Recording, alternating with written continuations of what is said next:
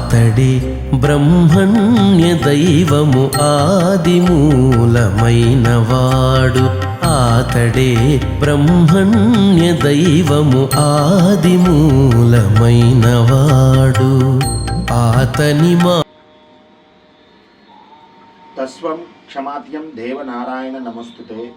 మహిళలందరూ కార్తీక మాసం చివరి రోజు అంటే కార్తీక అమావాస్య తర్వాతి రోజు మార్గశిర పాడ్యమి పోలి పాడ్యమి రోజు తెల్లవారుజామున నిద్రలేచి అందుబాటులో ఉన్న నది లేదా కాలువ, చెరువు, దిగుడు బావి వంటి వాటిలో లేదా అందుబాటులో ఉన్న ఇంటి దగ్గరున్న సామాన్లతో అరటి దొప్పల్లో దీపాలు వదులుతారు. అలా అతివులంతా ముచ్చటగా అరటి దొప్పల్లో నీటి అలలపై వదిలిన ఈ దీపపు కాంతులే వారి జీవితంలో అలుముకున్న చీకట్లను పాలద్రోలి కాంతిమయం చేస్తాయని, అంత్యంలో స్వర్గానికి చేర్చే వెలుగు తీరంగా మారుతాయని నమ్మకం.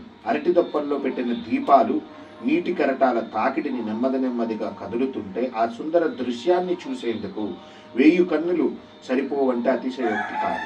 ఈ సుందరమైన అపూర్వ అద్భుత సోయగాన్ని చూసేందుకు దేవతలు దివి నుంచి భూమికి దిగి వస్తారని, ఈ దివ్యాన్ని చూసి ఆకాశంలో నక్షత్రాలే వెలవెలబోతాయంటే అతిశయోక్తి కాదు. ఈ దీపాల పర్వాన్నే పోలిని స్వర్గానికి పంపించడం అంటారు. ఇందుకు సంబంధించిన ఒక కథ కూడా ప్రచారంలో ఉంది.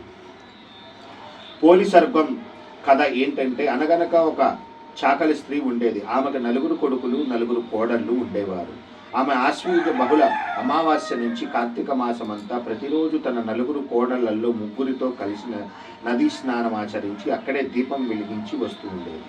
ఇంటి చాకిరి మొత్తం చిన్న కోడలైన పోలిపై వేసేసి వెళ్ళేది. కానీ పోలికి మాత్రం నదీ తీరాన దీపారాధన చేయాలనే కోరిక బలీయంగా ఉండేది. కానీ కార్తీక మాసం అంతా అత్తగారు 3 కోడళ్లతోనే నదీ స్నానానికి వెళ్ళి దీపారాధన చేసేది. కానీ ఒక్కరోజు కూడా చిన్న కోడలైన పోలిని తీసుకెళ్లేది కాదు. ఎలాగైనా దీపం పెట్టాలని భావించిన పోలి కార్తీక మాసమంతా పూర్తయిన తర్వాత కార్తీక బహుళ అమావాస్య రోజు కూడా అత్తగారు తెల్లవారుజామున నిద్రలేచి తన 3 కోడళ్లతోనే నదికి వెళ్ళింది. చిన్న కోడలు పోలి మాత్రం ఎలాగైనా ఈ రోజు దీపం పెడతానని అనుకొని చల్లచిలికిన కవ్వానికి అంటుకొని ఉన్న వెన్నను తీసుకొని పెరటిలో ఉండే పత్తి చెట్టు కింద రాలిపడిన పత్తి కాడను తీసి ఒత్తిగా చేసి పెరటిలోనే ఉన్న బావి వద్ద స్నానం చేసి వెన్నవత్తితో కలిపి దీపం వెలిగించి ఆ దీపం అత్తగారు చూడకుండా దాని మీద ఒక గంప లాంటి దాని మీద మూత వేసింది. బొందితోనే స్వర్గానికి వెళ్ళిన పోలి అంతోనే పైనుంచి తేజోమయమైన కాంతి పుంజం వంటి దివ్యమైన దేవతా విమానం పోలి ఇంటి ముందుకు వచ్చింది.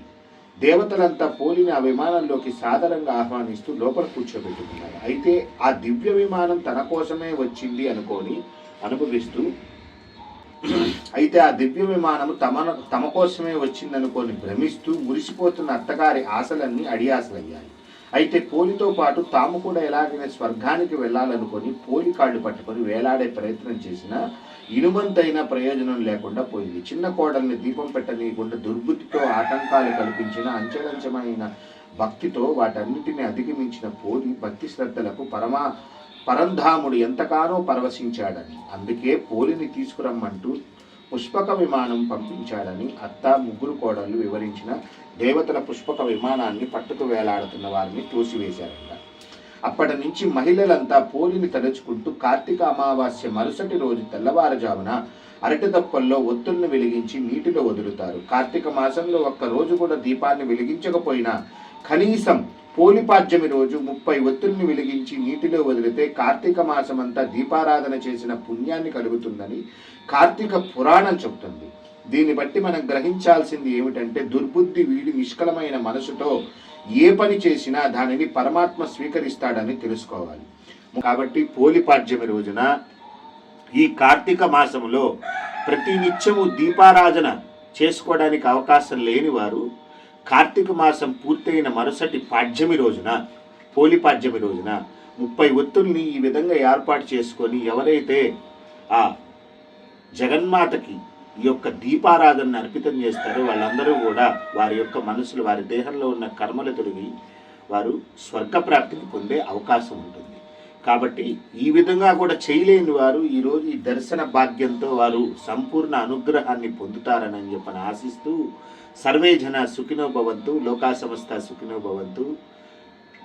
అరుణాచల శివం, కరుణాచల శివం, భారత్ మాతా కీ జై, జై గోమాత. మేము అరుణాచల దాసులం, మీ అరుణాచల రుద్రాక్ష స్వామీజీ. శుభం భూయా. అనుటలెల్లా అవిధి పూర్వకము ఆతడి బ్రహ్మణ్య దైవము ఆదిమూలమైనవాడు.